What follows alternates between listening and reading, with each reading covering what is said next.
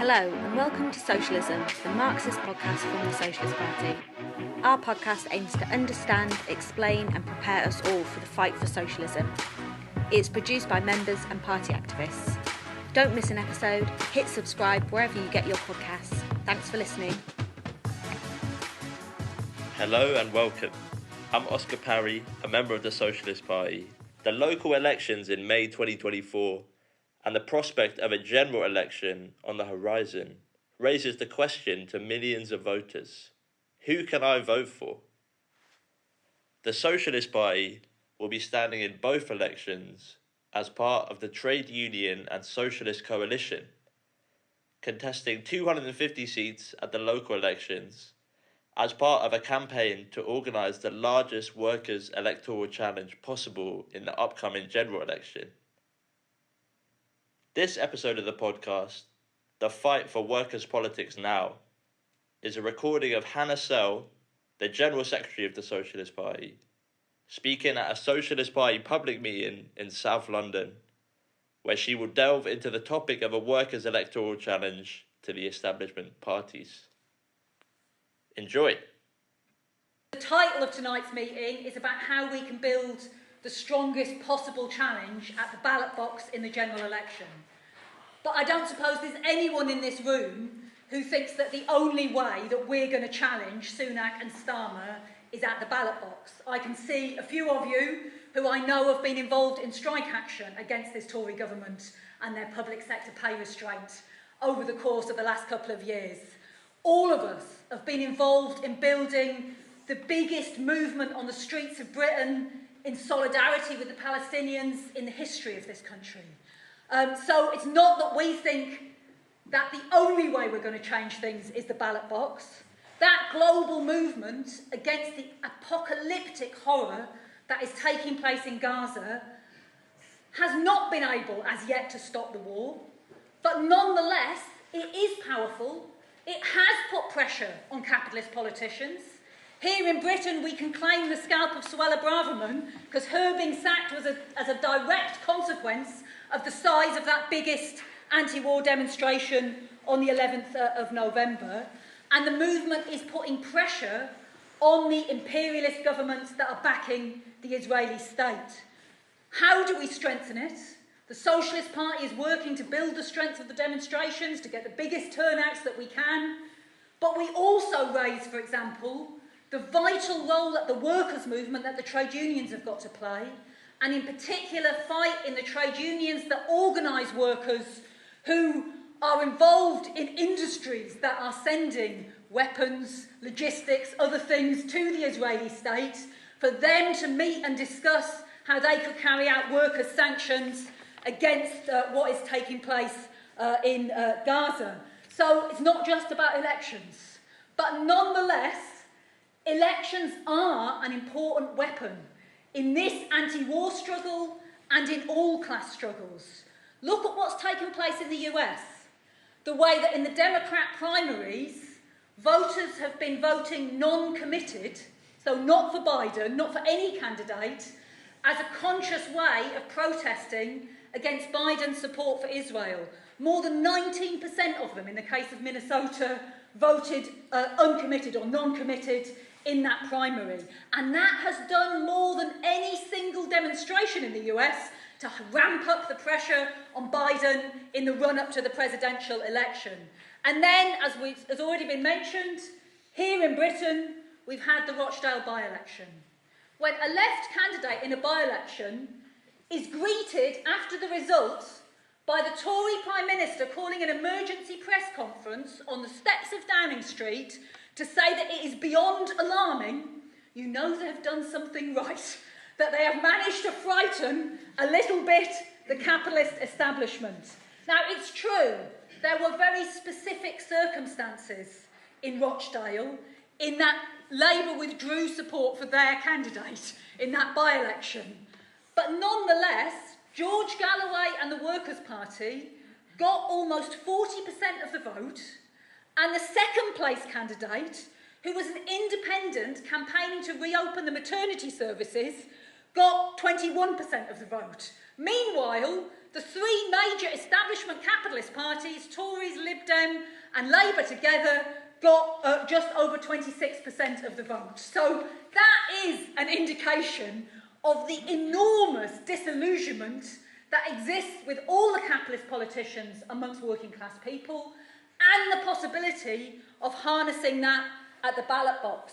And just to be clear, we have differences with George Galloway and the Workers' Party on a wide variety of issues. I'm not going to start listing them all in this introduction, but when you see their election material, there was particularly one letter that came out in the national press afterwards, which was socially conservative, divisive, whipping up prejudice against trans people potentially, which we would have no support for whatsoever. And also, while it is absolutely legitimate, more than legitimate, it's correct to harness the huge anger of working class Muslims in particular about what is taking place in Gaza, and to stand in elections and to offer an opportunity for them and others to vote against the horror of what's taking place in Gaza, you've got to be very careful not to just be mobilising Muslims as a bloc, but using that as a step for increasing the unity of the working class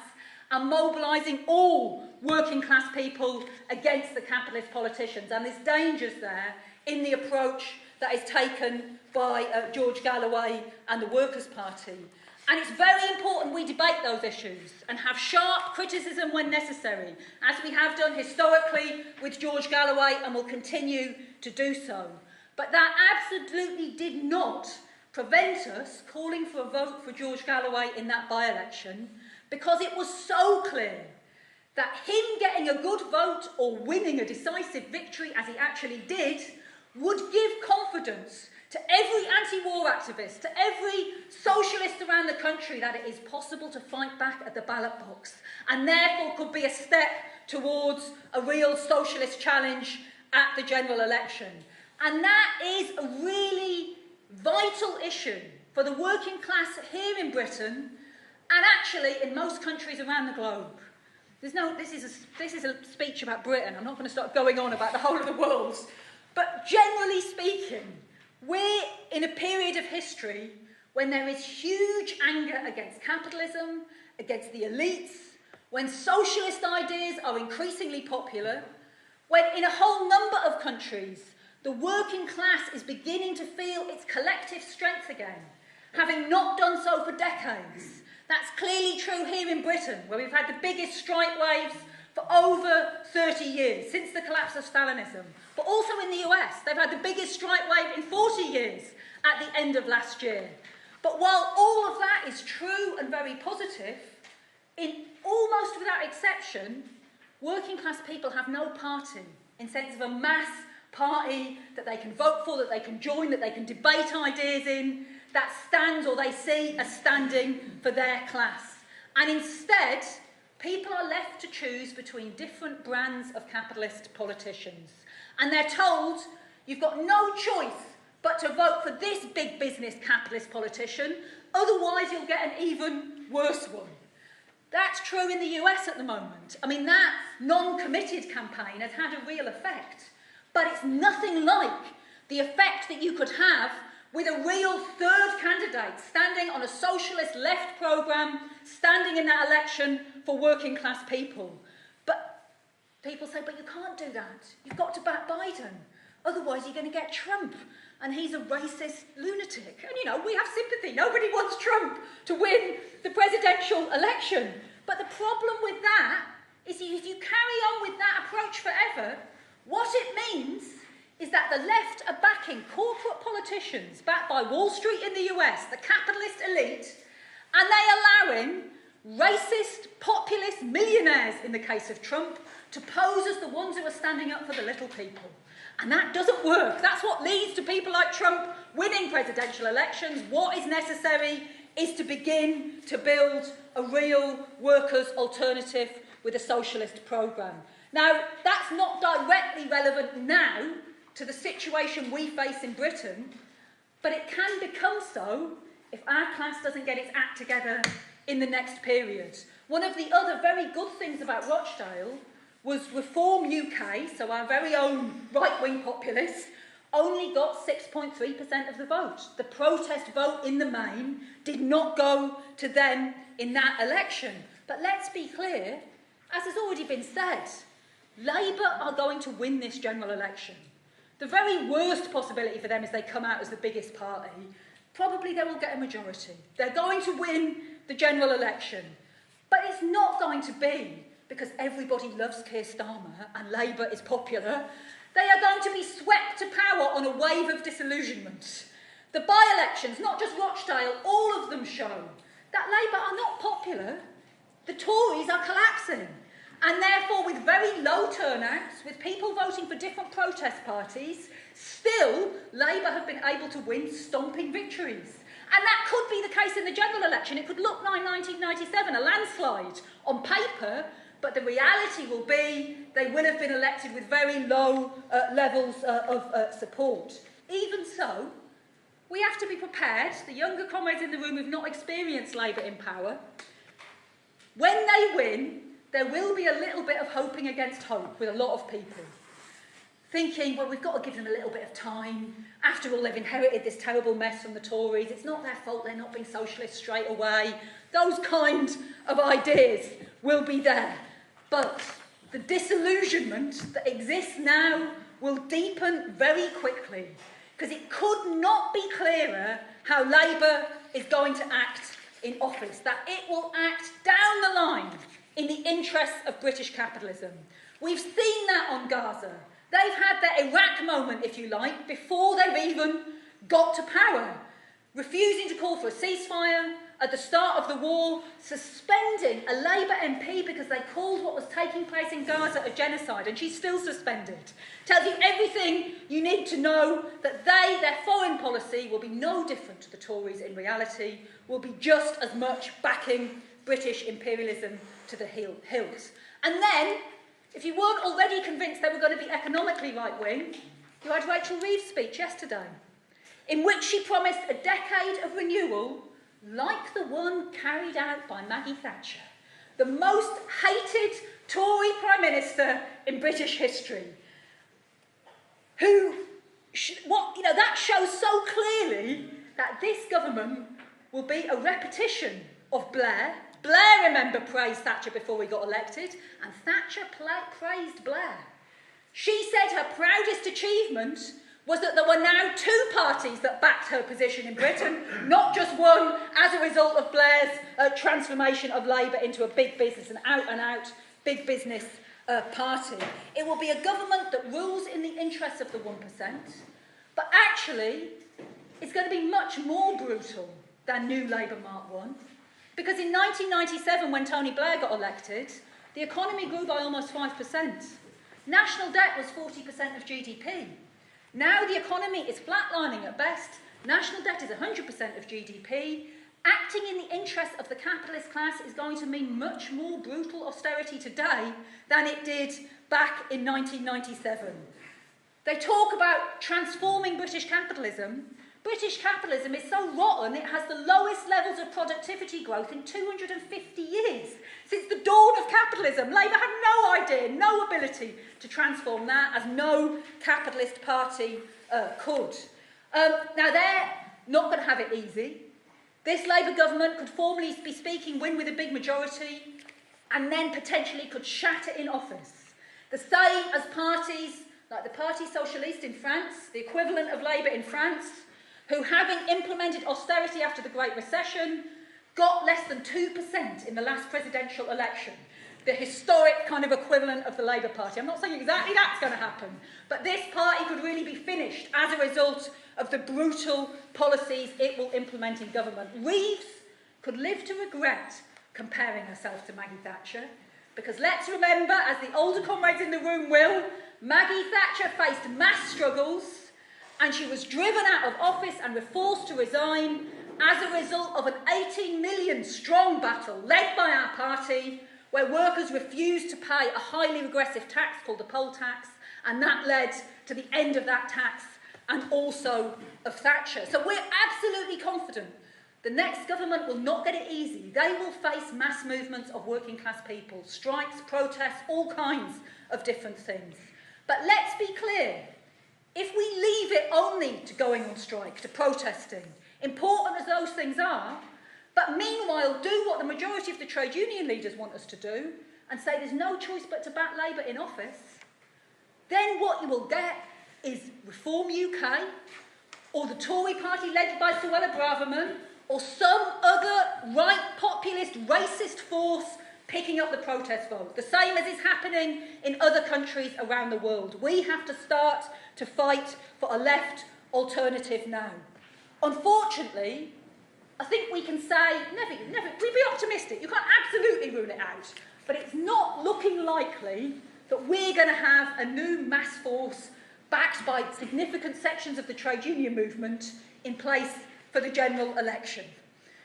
The objective potential is clearly there. If you remember how popular the trade unions were at the height of the strike wave, their huge potential power, 6 million members of the trade unions, massive public support for the strikes, and at the height of the strike wave, two of the most prominent union leaders, Mick Lynch of the rail workers, Dave Ward of the post office workers, and the British telecom workers, they launched a new campaign, Enough is Enough. 500,000 people joined it because they were looking for a new party. It showed the potential for a new party back then. And by the way, had that been a new party, then the anti-war movement would have been hugely strengthened because there already would have been a party based on a section of the workers' movement in existence fighting against the war. But unfortunately, both Dave and Mick see this, saw Enough is Enough, just as a means to put a bit of pressure on the Labour leadership. They see everything, there's no alternative but voting Labour from their point of view. And as a result of that, Enough is Enough doesn't really exist anymore, it's gone, it's just evaporated. And at this stage, you've got to say that all the union leaders, even the ones who are not bad sometimes on some industrial issues and so on, are using people's desperation to get rid of the Tories to say there's no choice but to back Labour in the general election. That is down the line, the position at the moment. It could change before the general election. If our member, Marion Lloyd, is elected president of the Civil Servants Union, the PCS, then it will change before the general election because she will argue the case with her members for the union entering the political fields. But all of that means we're unlikely to get a mass party before the general election. But it's not all or nothing. That doesn't mean we can't achieve anything in this general election. We're calling on all of those suspended and deselected Labour MPs that they should stand in the general election outside of Labour, including Jeremy Corbin and Diane Abott. And by the way, what clearer example is there of Starmer's absolute determination to show the capitalist class that he is so reliable that he will not give 1 millimetre to the left, the way that he has cynically used the disgusting, racist, misogynist comments by that Tory donor to beat Sunak at the same time as they won't let Diane Abott back into the parliamentary Labour Party, and she herself has said she doesn't expect him to, because she's too critical of Starmer.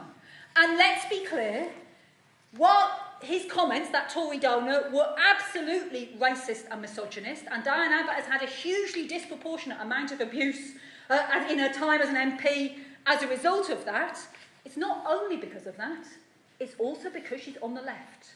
And it reflects the fear of the capitalist class when socialists start to make gains.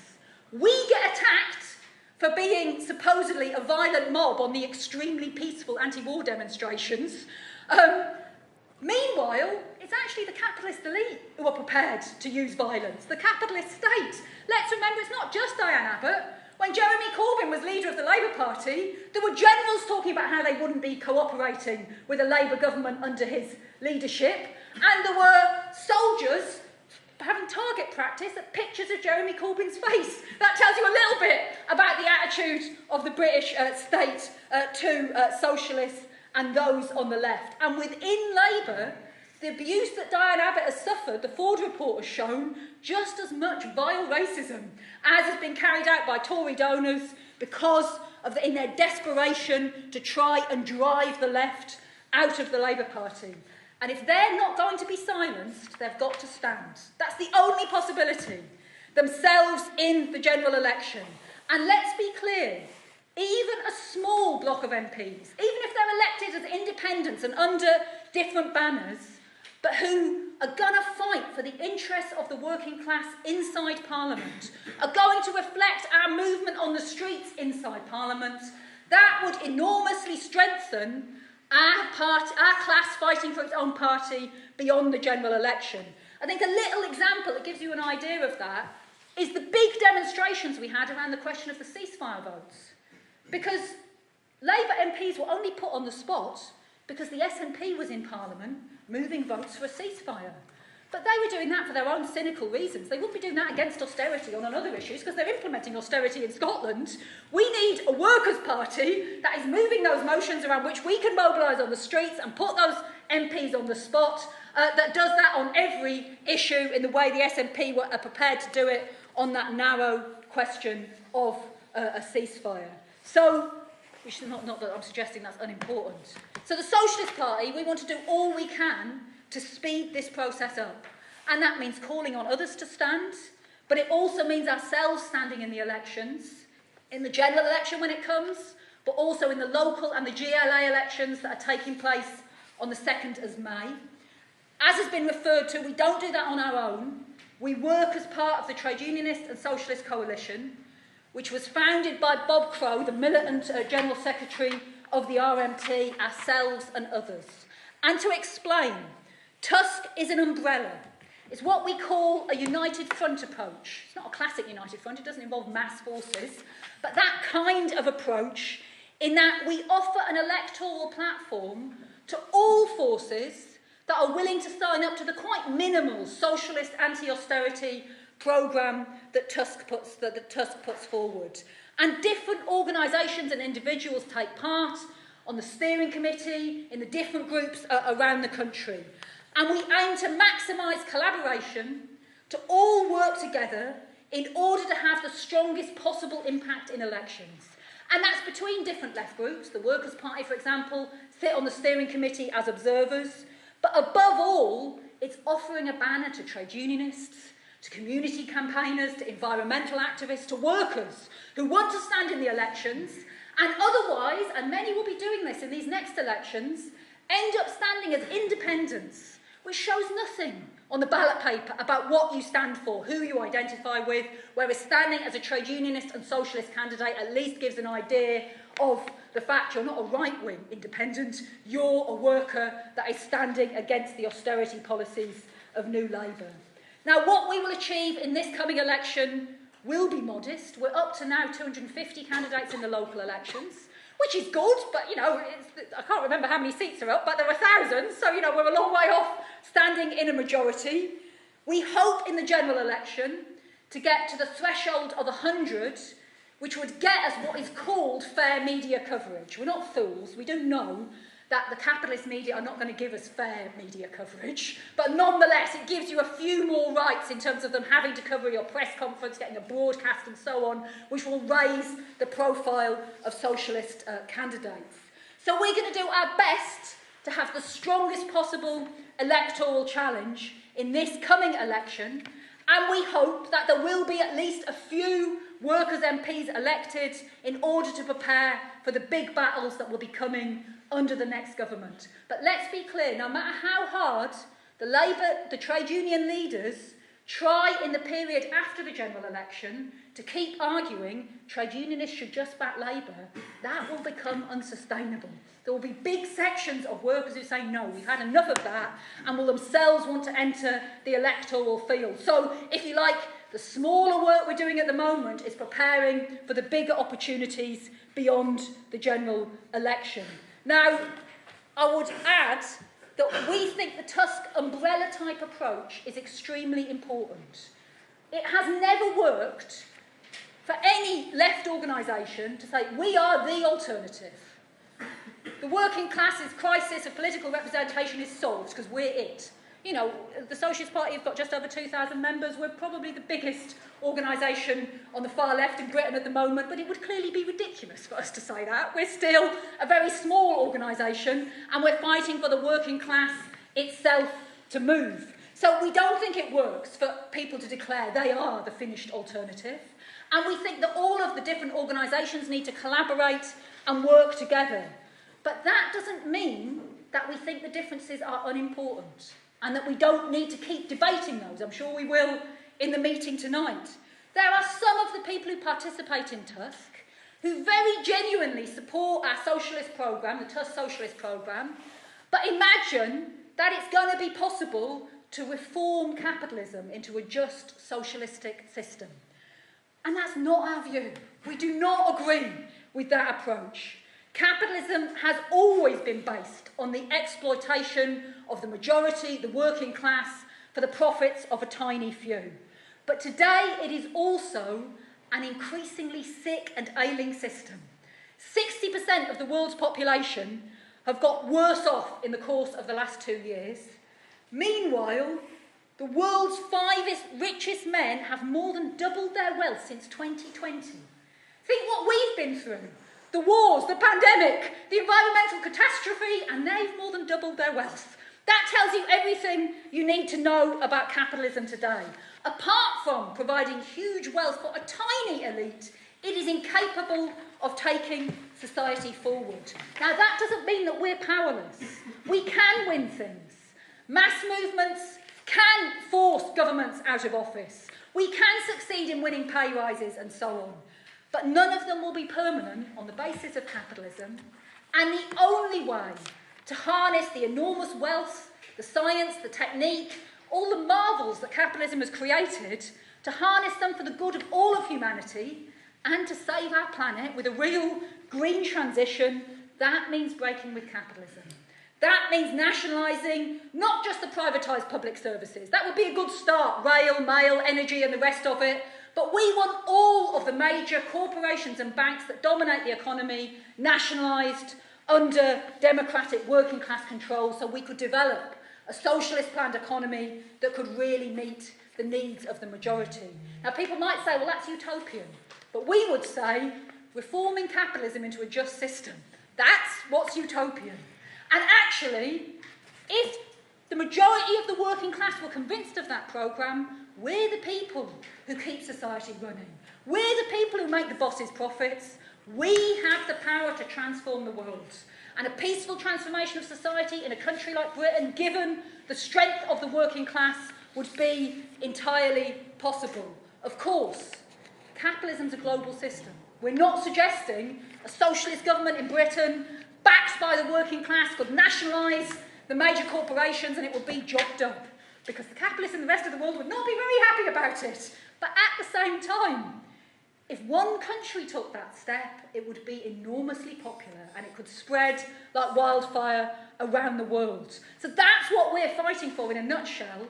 But let's be clear, the working class having its own party that could discuss and debate these issues about how you can get socialism, what's necessary, how we're going to achieve it, that in itself would be an enormous step forward. For the working class to conquer power, we have to get organised. Having a political party of our own would be an important step in that direction. And in this general election that's coming up, and in the GLA elections before then, unless he calls the election tomorrow, then we will have an opportunity to take some modest but important steps on that road. So I'll leave it there. Well, hopefully that episode has got you fired up and looking to get active in campaigning for a challenge to the establishment parties in these elections and beyond. To get in touch with the Socialist Party to discuss being a member and joining the fight to change the world, visit www.socialistparty.org.uk. If you're interested in Marxist ideas, take out a subscription to The Socialist, our weekly paper, and Socialism Today, our monthly magazine. We also recommend checking out the Committee for a Workers' International, the international organisation the Socialist Party is a part of. With analysis of world events, and for those listening in other parts of the world, get in touch to join the fight for socialism in your country. That's www.socialistworld.net. Thanks for listening and see you next time.